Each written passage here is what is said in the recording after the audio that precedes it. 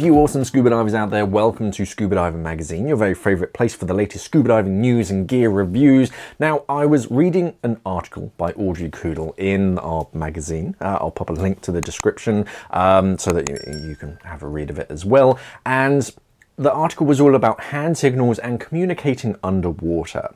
So if you don't have a full face mask with electronic communications, then you must rely on more rudimentary old-fashioned hand signals and other non-verbal communication. Things like tank bangers, quackers, rattles, and even your torch beam do have their use, but they're limited to fairly rudimentary conversations. You can't say a lot with a rattle. Now, this video is sponsored by Scuba retail giant Scuba.com, but I'll talk a little bit more about them later. But communication is crucial for safety of divers and, of course, decision making within the dive team when diving underwater. If you're not working off correct information, then someone might make the wrong decision. To ensure safety, divers need to assess each other's conditions, check gauges, define things such as depth, exit direction, time, and any decompression constraints. In case of unexpected events or emergencies, decision-making and clear, effective communication is necessary to have the best outcome. However, communication options for open circuit divers are quite limited. Writing down on a slate or wet notes is very effective, but it's slow. Light signals only really work in the dark.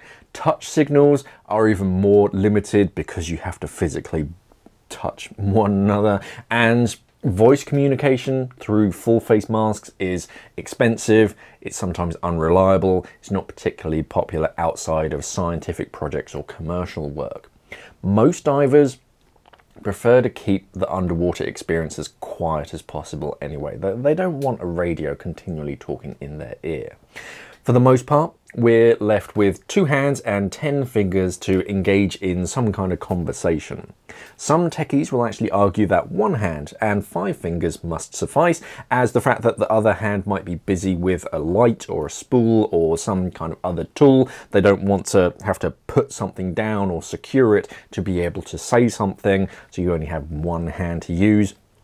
Divers also use gestures, familiar from everyday life, such as nodding their head, but they're not always universal. Other signals may be endemic to one area around the globe or school as well. For example, to point at a certain species of marine life. This can mean clownfish, but others have different hand signals. Special signals have been created for specific diving circumstances to give instructions, provide information, or to indicate a condition or an emergency. The only problem is that there's no single agency or international hand signal authority that determines what this universal hand signal library language should be. That it doesn't exist. It would be great if we all shared a common universal language from hand signals derived from those with similar meanings on land to reduce learning effort and time and simplify communication. The reality is slightly different. Even land-based sign language for the deaf has regional languages around the world that vary depending on where you learnt your sign language. So there isn't a lot of hope for recreational diving. Despite the effort of the Recreational Scuba Training Council, who have agency members like PADI, SSI, NAUI, RAID, and a whole bunch of other training agencies around the world, and this council actually creates the minimum training standards for all of those training agencies. So there kind of is this one big overseeing committee, but they've yet to create defined universal hand signals for recreational diving. It's just each agency continues on with what they've previously been teaching. But because they all developed separately, there are some universal hand signals, but they still branch off when you get to the more complicated stuff. And a decent range of foundational signals that are mostly universal. You're pretty safe with the OKs and the ups and downs and things, but the recreational diving community has developed a variety of confusing dialects around there.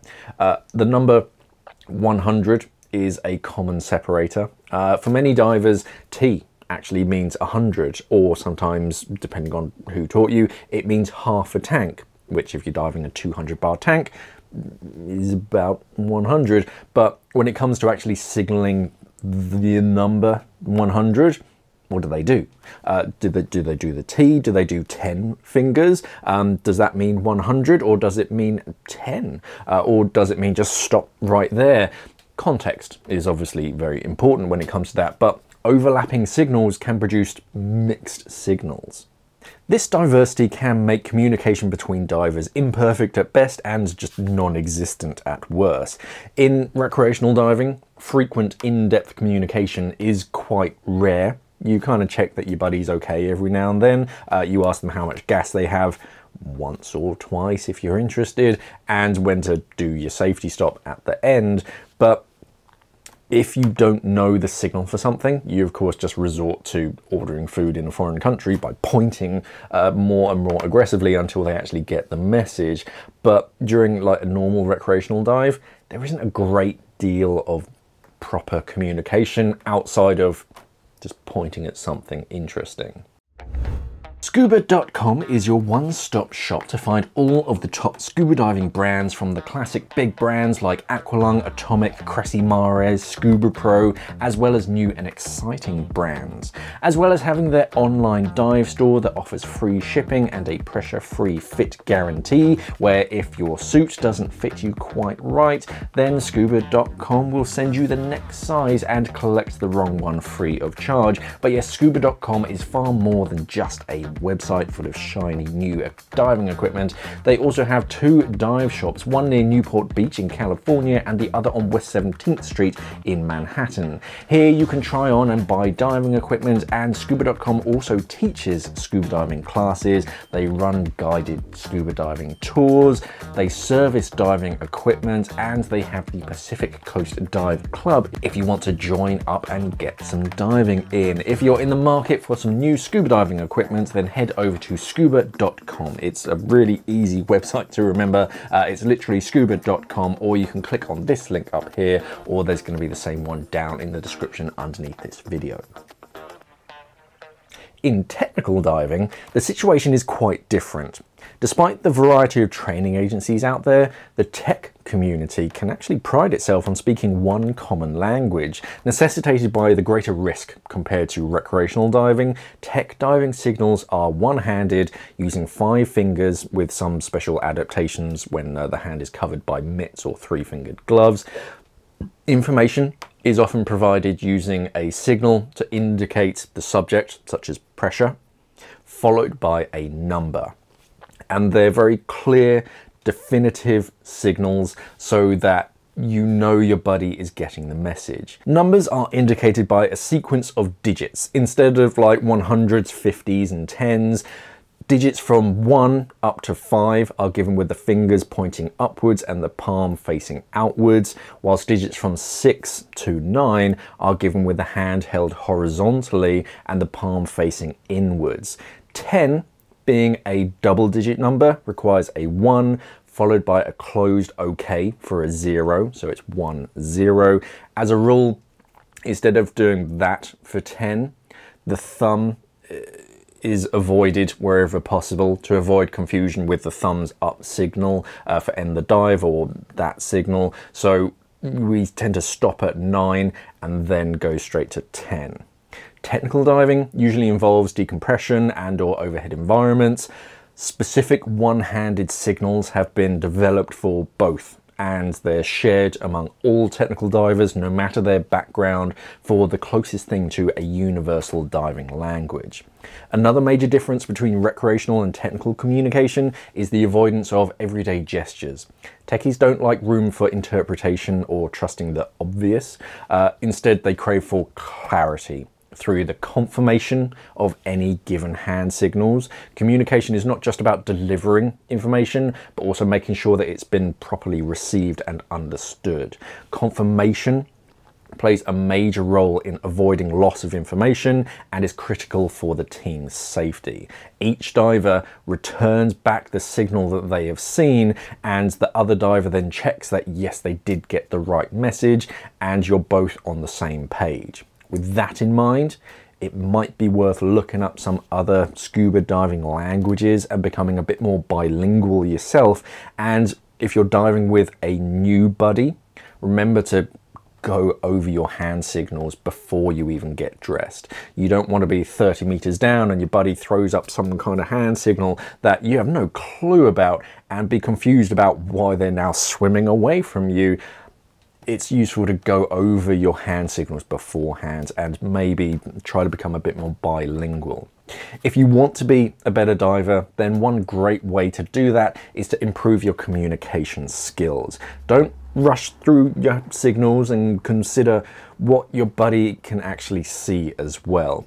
If it's dark and you're wearing a black wetsuit and black gloves, then your buddy doesn't have much chance of seeing that signal. So consider what they can see. Consider shining a torch on your hand or holding it out to one side so that they can better see your hand signal, and be prepared to learn a more universal language if you're diving outside of your diving circle. If we can get more and more divers all speaking the same sign language, then we can hopefully one day reach a universal diving language one day across all types of divers. But what is your primary language when you're scuba diving? Are you fluent in single hand tech, or do you speak the T for a ton? I mean, I used to teach the big T because that's what I was taught when I learnt to dive, and I just passed that on. I didn't know any different. It's only when you start venturing out of your diving circle and learning more that you notice that some divers talk a little bit differently, and now you need to learn a new language on the fly. But if you have time and you do want to improve yourself, then maybe do look up some technical diving signals.